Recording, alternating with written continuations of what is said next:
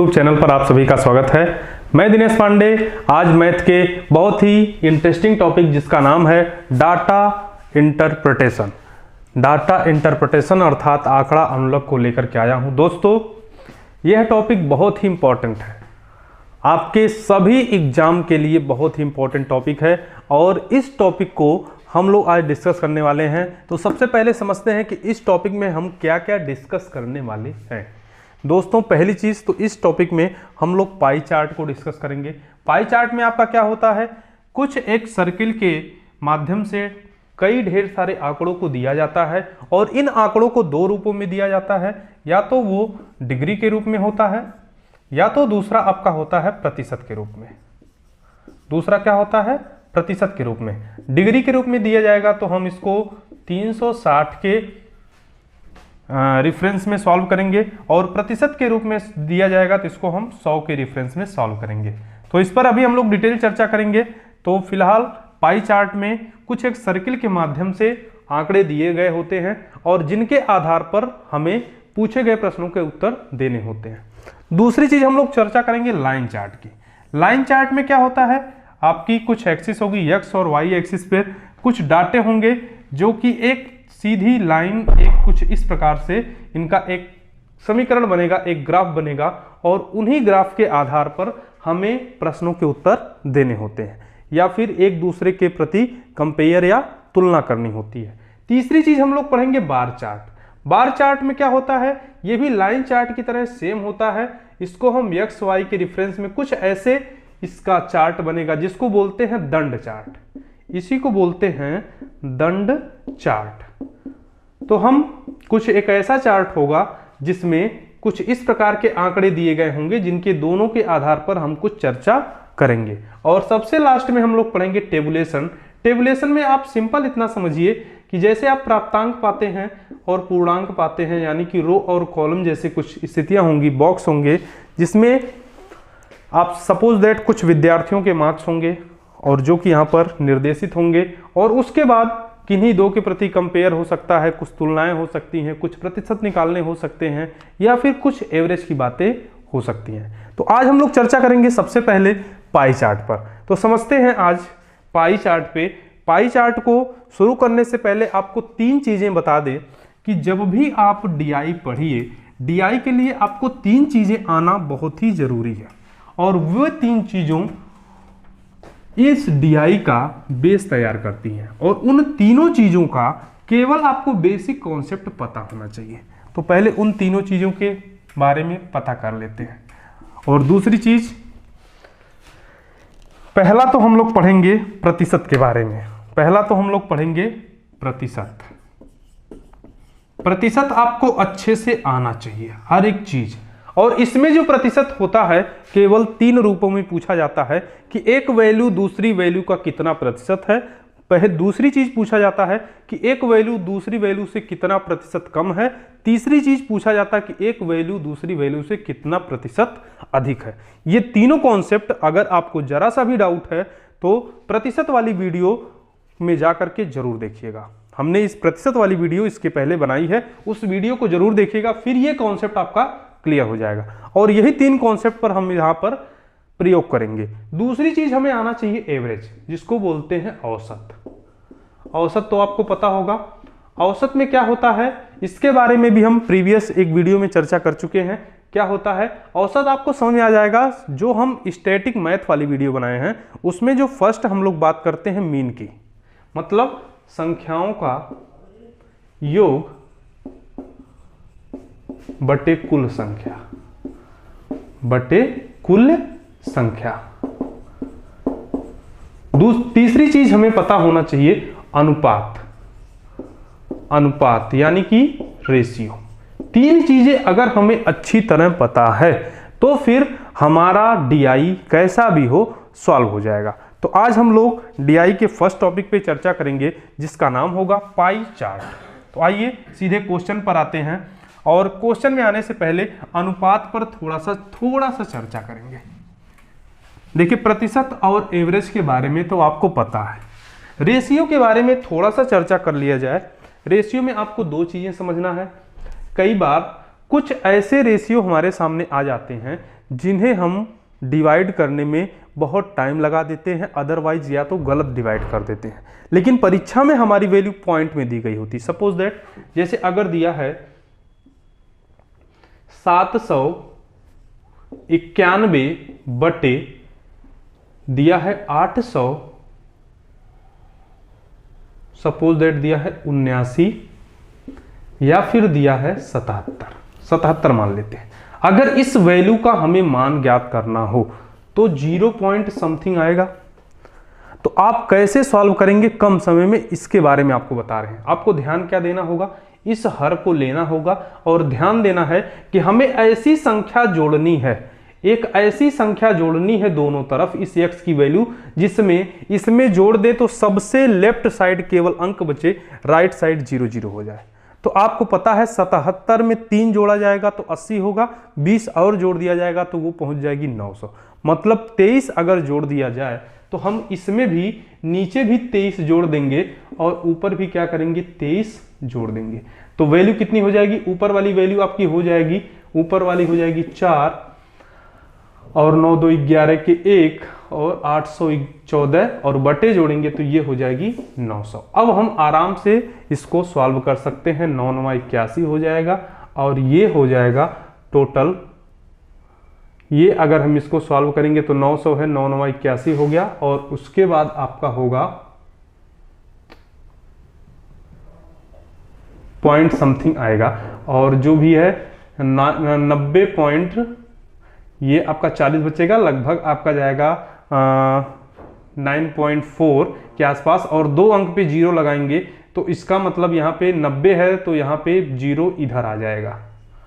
अगर इसको सॉल्व करेंगे 0.9 के समथिंग आएगा। तो आप इसको अगर ऐसे भी सॉल्व करेंगे तो 0.9 के आसपास इस वाले की वैल्यू आएगी। तो उम्मीद आप समझ गए होंगे। आपको समझना क्या है, ऐसी संख्या को जोड़ना है कि केवल लेफ्ट साइड में अंक बचे और बाकी सब 0 0 हो जाए और इसका जो आंसर होगा, क्योंकि अब हमें 9 से आराम से भाग दे सकते हैं और भाग देने के बाद जैसे 2 0 है तो 2 0 पॉइंट को इधर कर लेंगे, 2 पॉइंट। उम्मीद है इतनी बात आपको समझ में आ गई होगी। तो आइए हम लोग क्वेश्चन करते हैं कि क्या होगा। अब हम बात करते हैं थोड़ा सा पाई चार्ट की। पाई चार्ट में जैसे हमने आपको बताया कि पाई चार्ट 2 रूपों में होती है, एक होता है डिग्री में, एक होता है आपका प्रतिशत में। तो सबसे पहले हम लोग इनके नेचर की बात करते हैं। क्वेश्चन लेते हैं एक, दो व्यक्ति ए और बी की मासिक आय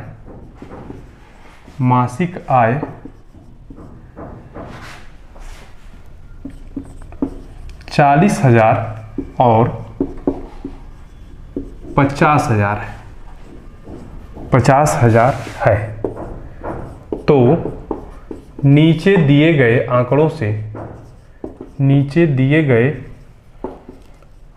से प्रश्नों के उत्तर दीजिए, आइए बात करते हैं। हम लोग 2 चार्ट लेंगे, एक बनाएंगे ए का और दूसरा बनाएंगे बी का। हम लोग दोनों पर चर्चा करेंगे, एक बात करेंगे डिग्री में, एक बात करेंगे प्रतिशत में। तो सबसे पहले ए को देख लेते हैं। ए की सैलरी है क्रमशः 40,000 और बी की सैलरी है 50,000।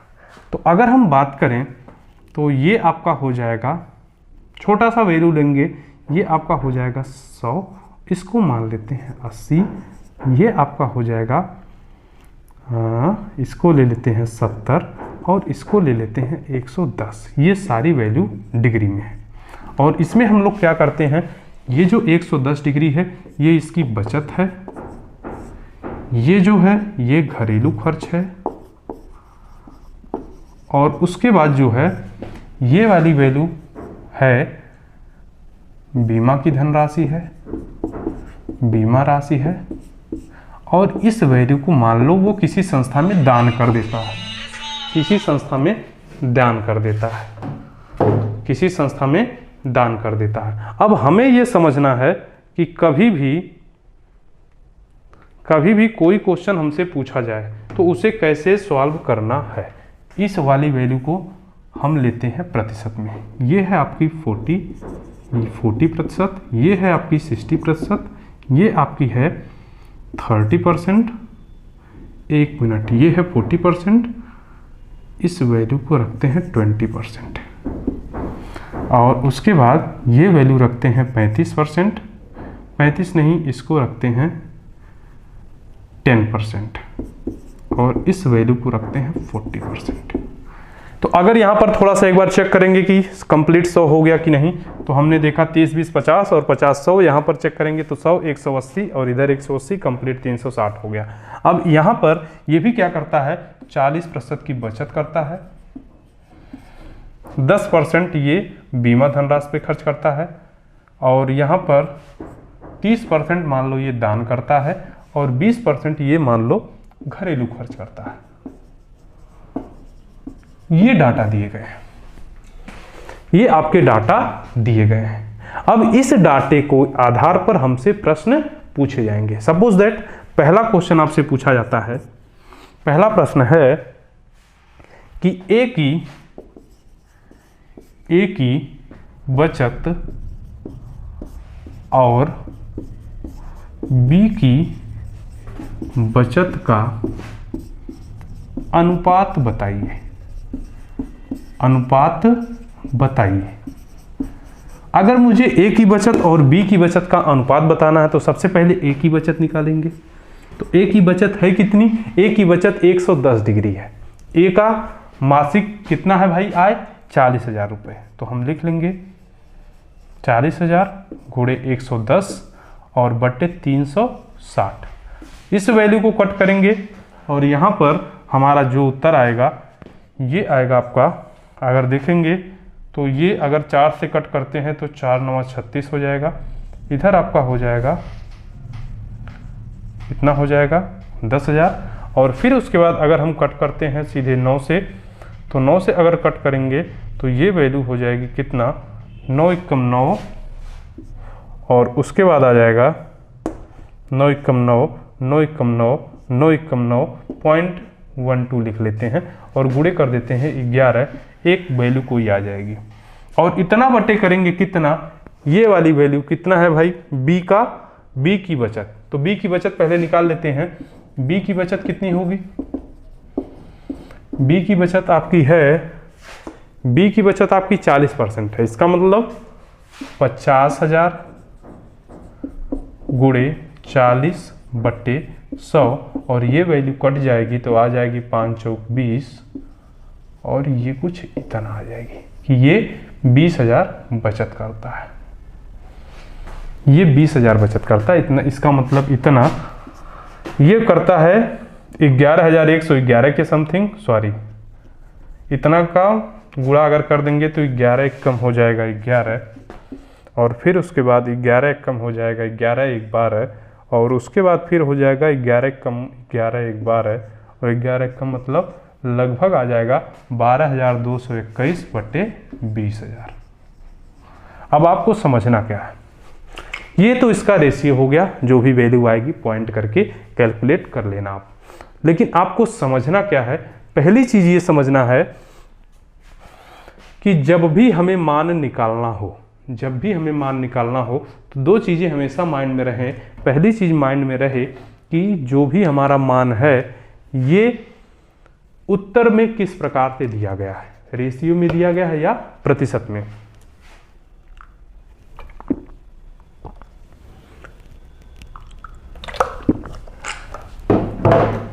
जैसे कि अगर आपसे पूछता कि कौन अधिक बचत करता है तो उत्तर क्या आता, बी की बचत अधिक होती है। बी महीने की अधिक बचत करता है, ए उसकी अपेक्षा कम बचत करता है। आपसे रेशियो पूछा जा सकता है, आपसे पूछा जा सकता है कि कौन अधिक करता है या कौन कम करता है। तो ये सारी चीजें आपको पता होनी चाहिए भाई। उसके बाद हम लोग लेते हैं अगला क्वेश्चन। हमारा डाटा सेम रहेगा, अगला क्वेश्चन पे हम चर्चा करेंगे। तो ये पहला तो हमने अनुपात देखा, अब उसके बाद हम लोग एवरेज देखते हैं थोड़ा सा। अगर दूसरा क्वेश्चन आपसे पूछा जाए कि ए और बी की औसत बीमा राशि कितनी है, ए और बी की ये दूसरा क्वेश्चन है। ए और बी की औसत बीमा राशि का खर्च, बीमा राशि का खर्च कितना है, कितना है।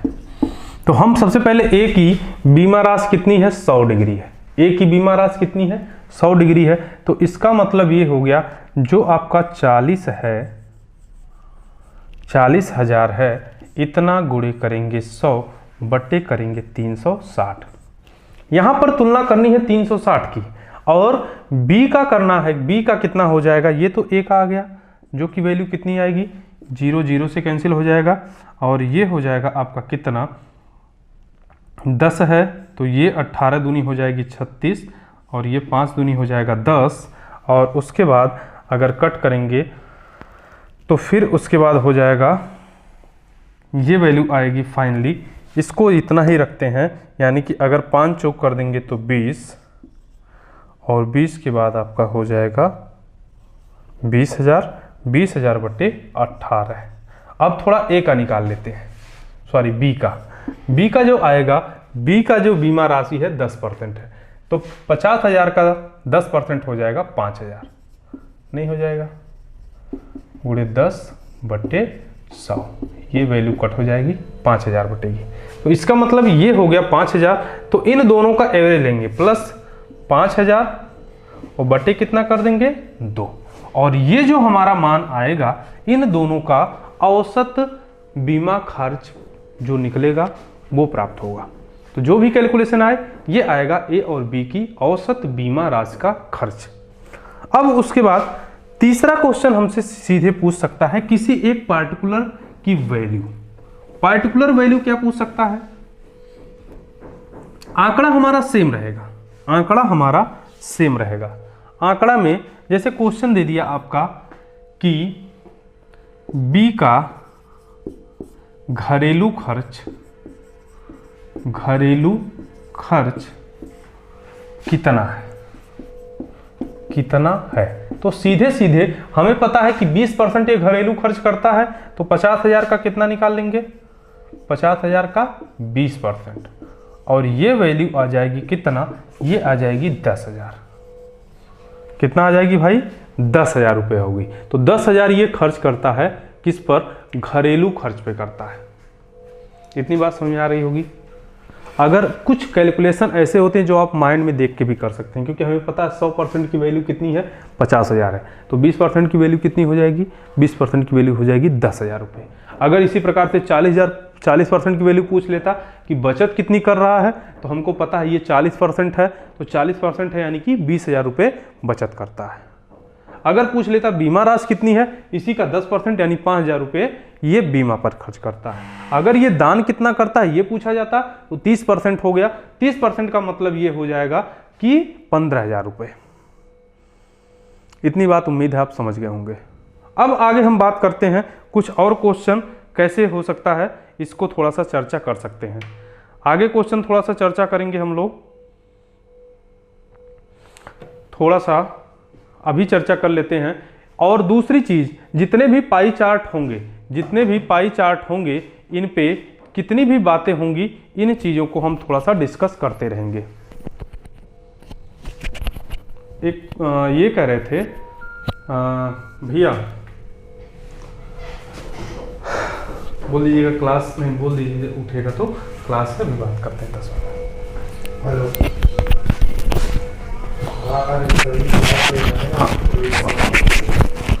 अब हम बात करते हैं इसके आगे की थोड़ी सी चीजें में बात करते हैं।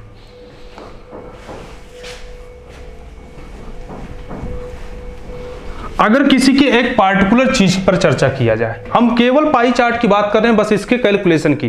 कैलकुलेशन बाबू बहुत छोटा होता है। अगर कभी भी आपसे प्रतिशत अधिक और प्रतिशत कम पूछा जाता है तो हम क्या करेंगे, इसके बारे में देखो। अगर पूछ लेता बी की बीमा राशि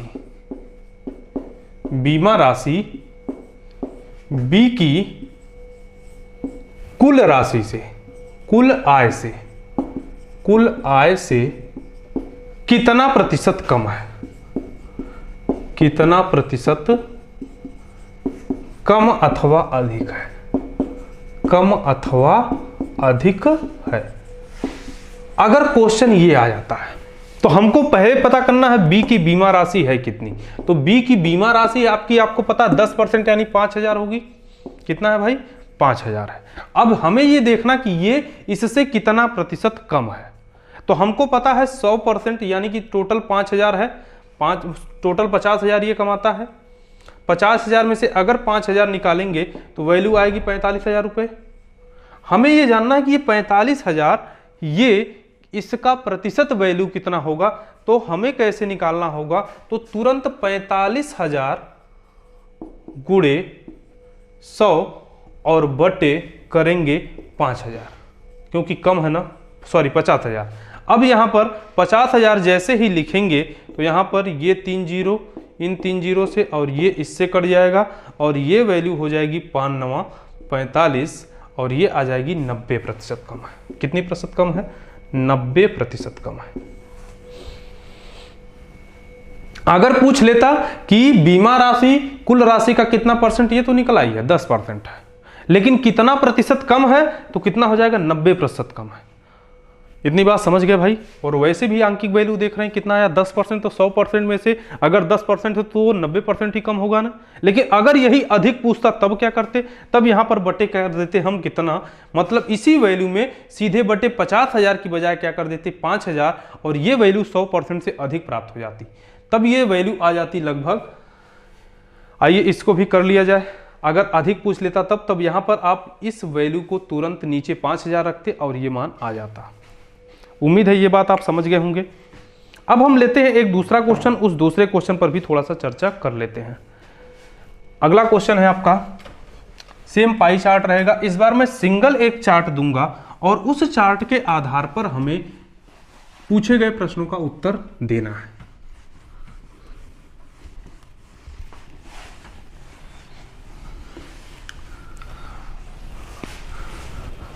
अगला है एक क्वेश्चन देखते हैं। क्वेश्चन है राम का हाई स्कूल में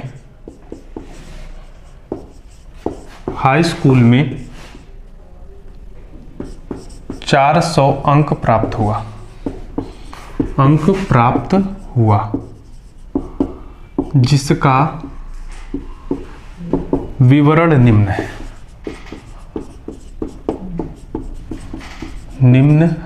अब यहां पर उसको 400 अंक प्राप्त हुआ है और विवरण दे दिया है। और दिया कैसे है? ये कुछ 5 सब्जेक्ट होंगे और इन्हीं 5 सब्जेक्ट में ये दे दिया है 1 2 3 4 5। हमें क्या दिया है कि एक सब्जेक्ट में 10% है, एक सब्जेक्ट में 20% है, एक सब्जेक्ट में 30% है। तो 30 20 50 10 60 और एक सब्जेक्ट में मान लो आपका 60 और दूसरा ले लेते हैं आपका 20% और 20%। और इन सब्जेक्ट का नाम रख देते हैं। ये सब्जेक्ट मान लो हिंदी का है, ये सब्जेक्ट मान लो गणित का है, ये सब्जेक्ट मान लो आपका विज्ञान का है और एक मान लो सामाजिक विज्ञान का है और एक बचा रह गया है कोई यहाँ पर, ये यहाँ पर अंग्रेजी का है। ये सभी विषयों में पाया है।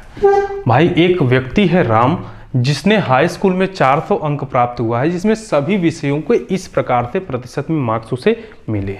और फिर हमसे कुछ क्वेश्चन पूछा जाता है, जैसे पूछ ले कि बताइए, पहला क्वेश्चन पूछ ले, बताइए विज्ञान और गणित के अंकों का अनुपात क्या है। तो विज्ञान और गणित के अंकों का अनुपात अगर पूछा जाता, सबसे पहले विज्ञान का निकालेंगे। तो विज्ञान का क्या हो जाएगा? विज्ञान में पाता है 30%, तो 400 का 30% अगर निकालेंगे गुणे 30/100 करेंगे तो ये वैल्यू आएगी कितना? 4 3 12 120 अंक आएगा। ठीक है भाई। अगर जो है इसी प्रकार से गणित का निकालेंगे तो गणित का आपका आएगा, गणित में ये पाया है कितना? 20%, तो इसका मतलब 400 का निकालेंगे 20%, तो ये आएगा कुछ 80 आएगा। तो हमें विज्ञान बटे गणित का अनुपात बताना है, ना कि गणित बटे विज्ञान का। इसका मतलब जो वैल्यू आएगी वो आएगी 120 बटे 80, और इसको अगर हम करेंगे तो ये वैल्यू आएगी कितना, ये हो जाएगा, इसको डिवाइड करेंगे तो 6 दूनी 12, 4 दूनी 8, 2 दूनी 4, 2 तिया 6। इसका मतलब जो अनुपात होगा 3:2 का होगा। इस वैल्यू को पॉइंट में भी दिया जा सकता है। पॉइंट में अगर ये वैल्यू रहेगी तो ये हो जाएगी 1 पॉइंट, अगर 3 को 2 से डिवाइड करेंगे तो ये 1.5 आएगी। हमें ये देखना कि एग्जाम में वैल्यू हमारी किस रूप में आ रही है। अगर आपका रेशियो के रूप में है तो 3:2, पॉइंट के रूप में है, सॉल्व करके दिया है 1.5 आ जाएगा। तो हमें यह जानना है कि हमसे पूछा क्या गया है, हमने निकाला क्या है, रेशियो किस रूप में दिया है। आपको ऑप्शन में 2:3 भी दे देगा, क्योंकि बच्चे गलती क्या करेंगे, जस्ट अपोजिट 80/120 कर लेंगे। यह गलती नहीं करनी है। हमसे पूछा क्या गया है और हमने निकाला क्या है, इस चीज पर एक बार ध्यान देना है और उसके बाद फिर हमें उत्तर देना है। मान लो दूसरा प्रश्न एक लेते हैं, सेम इसी पैटर्न पर। दूसरा प्रश्न हम लेते हैं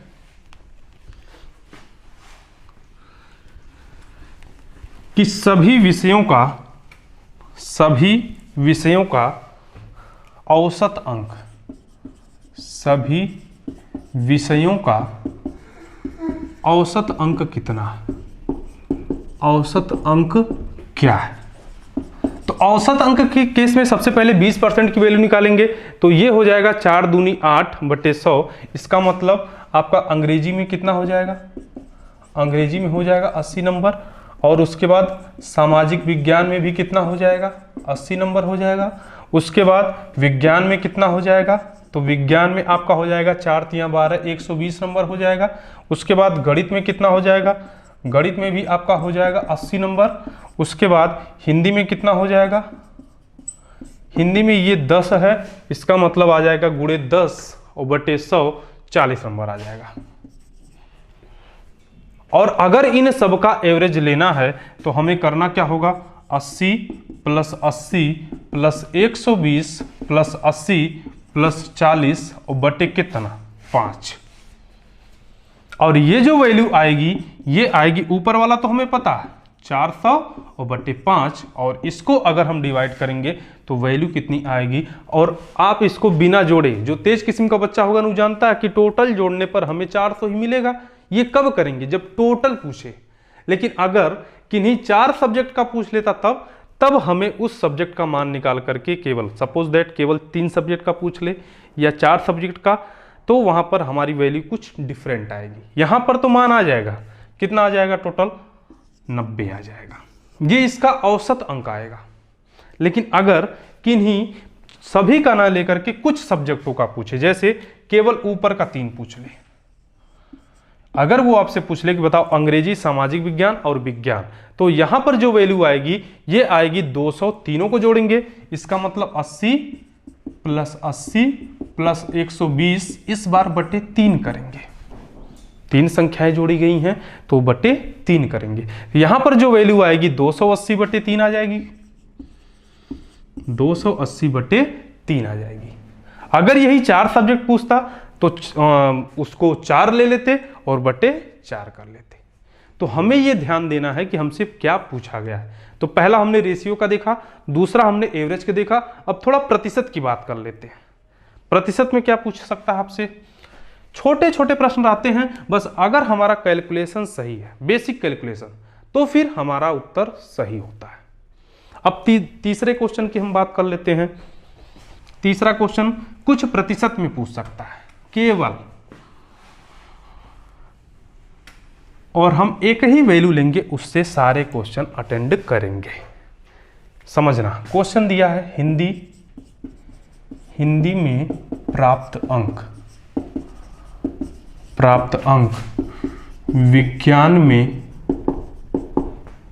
प्राप्त अंक का कितना प्रतिशत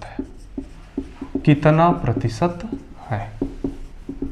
अगर प्रश्न ये है तो सबसे पहले हिंदी में प्राप्त अंक कितना है, तो हमें पता है हिंदी में 10% पाया है, इसका मतलब हिंदी में 40 नंबर पाया है। हिंदी में कितना पाया है? 40। और विज्ञान में कितना पाया? 30%, यानी कि कितना होगा? 120। लेकिन कह रहा कि ये अंक इस अंक का कितना परसेंट है, इसका मतलब सीधे 40 × 100/120, और ये वैल्यू हो जाएगी 4 × 3 = 12 और 10 × 4 = 40, और ये वैल्यू आएगी कितना? 100/3, मतलब 33 सही 1/3% आएगी। 33.5% जो भी वैल्यू आए। ये तो आ गया हमें इसका कितना प्रतिशत। लेकिन अगर यही पूछ लेता कितना प्रतिशत हिंदी में प्राप्त अंक विज्ञान में प्राप्त अंक का कितना प्रतिशत कम अथवा अधिक है, समझना। अगर यही थोड़ी सी लैंग्वेज चेंज हो जाती, यहां पर इस वैल्यू में थोड़ा सा चेंज होता, कितना प्रतिशत अधिक अथवा कम है, अधिक अथवा कम है, तब क्या होता? तब कहानी कुछ दूसरी होगी। सबसे पहले देखेंगे तुलना किससे करना है। तुलना किससे की गई? विज्ञान में प्राप्त अंक का, हिंदी में प्राप्त अंक विज्ञान में प्राप्त अंक का। तो हमें पता है 120 मिला है विज्ञान में और हिंदी में मिला है 40, तो हिंदी में विज्ञान से कम मिला है। कितना कम मिला है इसको भी देख लेते हैं। तो 120 में से 40 माइनस कर देंगे, वैल्यू कितनी आएगी? 80 आएगी। 80 आएगी ना। हमें देखना कि 80 अब कितना प्रतिशत है, तो 80 × 100 और बटे कितना कर दें, तो हमको पता है कम है ना भाई। तुलना किससे करनी है? विज्ञान में प्राप्त के अंक का ना, तो तुलना बड़े वाले से की जा रही है, तो नीचे बड़ा वाला हो जाएगा। अगर यही कहा था विज्ञान में प्राप्त अंक हिंदी में प्राप्त अंक से कितना होगा, तब यहां पर क्या हो जाता? Same change. नीचे अब आ जाता क्या? नीचे आ जाता 40, और इसका मान जो आएगा ये आपका आएगा लगभग 6, 40, और उसके बाद ये आपका हो जाएगा 3, 20। इसका मतलब ये हो जाएगा 200/3, ये प्रतिशत की वैल्यू होगी। और यहाँ पर निकालेंगे तो ये आपका कट जाएगा, और ये 20, इसका मतलब हो जाएगा लगभग 200% होगा भी। 80 और 40 का लगभग डबल है, 200% हो जाएगा कि नहीं हो जाएगा। तो आपको ये चीज हमेशा ध्यान में रखना होगा कि हमें क्या पूछा गया है, तुलना किससे करनी है और निकाला किससे गया है। उम्मीद है ये बात आपको समझ में आ गई होगी। बोलिए। तो आपको जब भी डीआई सॉल्व करना हो, 3 काम करने होते हैं। केवल एवरेज लेना होता है संख्याओं का, या तो फिर आपको उनका रेशियो में उत्तर देना होता है, या तो फिर कोई प्रतिशत वाली वैल्यू पूछी जाती है, और वो भी केवल 3 रूपों में कि पहली संख्या दूसरी संख्या का कितना प्रतिशत है, या कितना प्रतिशत कम है, या कितना प्रतिशत अधिक है। केवल 3 लैंग्वेज। रेशियो में 2 चीजें होती हैं। रेशियो में आपका क्या होगा? या तो पॉइंट वाली वैल्यू होगी, या तो फिर रेशियो में होगी। एवरेज में भी सेम कंडीशन है कि हमें किन किन वैल्यू का एवरेज निकालना है। तो दोस्तों उम्मीद है पाई चार्ट के 2 प्रश्नों से आपको कई सारे डाउट क्लियर हो गए होंगे। तो अब जो है अगले टॉपिक पर हम लोग डिस्कस करेंगे। अगला टॉपिक है आपका लाइन चार्ट, बार चार्ट और टेबुलेशन। तो आज हम लोगों ने पाई चार्ट पर डिस्कस कर लिया है। आगे की वीडियो में हम लोग लाइन चार्ट, बार चार्ट और पाई चार्ट पर डिस्कस करेंगे। ओके दोस्तों, तो उम्मीद है ये चीजें आपको समझ में आई होंगी। मिलते हैं फिर अगली वीडियो में एक नए जोश के साथ।